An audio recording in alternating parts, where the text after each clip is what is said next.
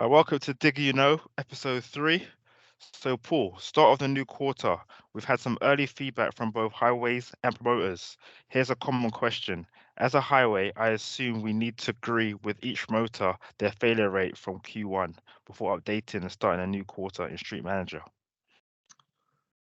Yeah, okay. So I think the technical answer there, and I'm going to throw over to Miles in a minute for some clarification, is that you shouldn't need to do that. That's the idea. Like it should all be, agreed defects that are filling your pass fail rate.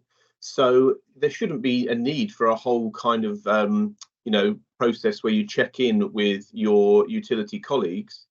But what I would say, and again, Miles might have his own thoughts, is that I guess it's early days. It's the first time we've done this. It might be a good idea, particularly with the bigger promoters in your area, to just check in what the fail rate is you've got and, hopefully get a quick response back on that, because I know people are going to want to start their inspection regimes up again.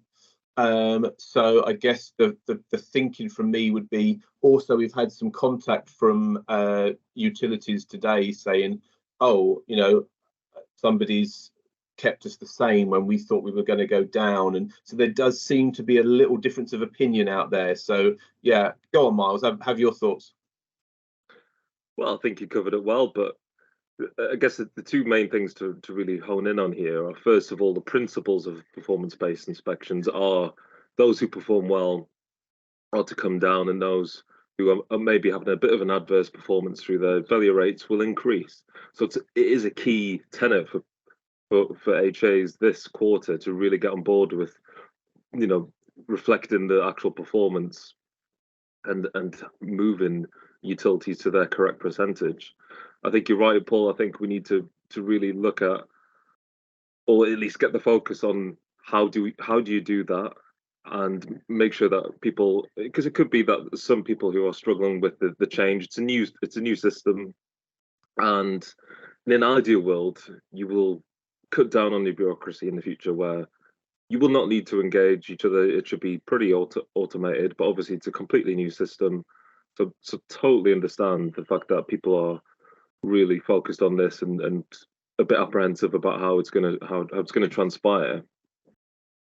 And obviously, we always want to encourage good dialogue as well between the utilities and HA. So this, I'd like to think this is just another postage stamp on you ongoing communication between each other.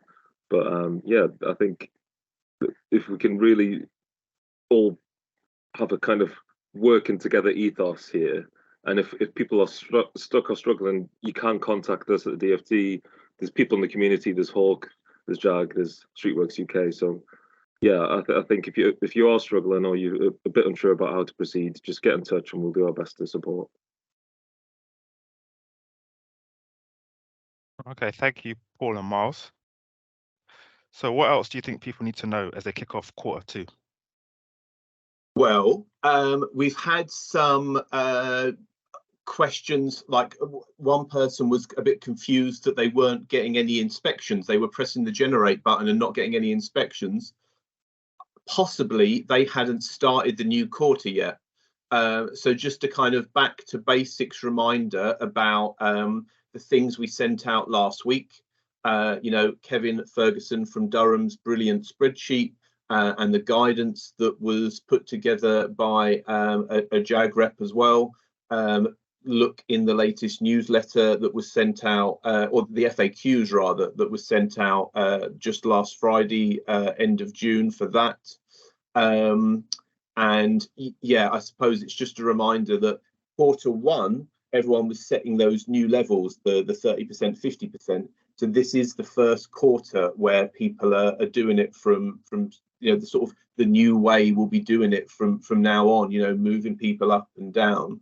So I guess I'd just emphasize kind of reading what's out there, watching the whole story video we did on adjusting your inspection rates, looking at the documentation that the DFT sent out last week and that FAQ document.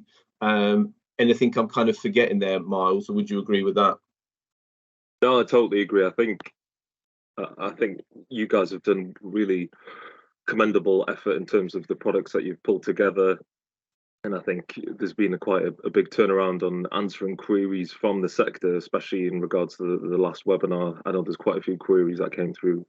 And so I would just echo what you said there, Paul, which is do read those documents, do watch the videos, because they are important and they will help you.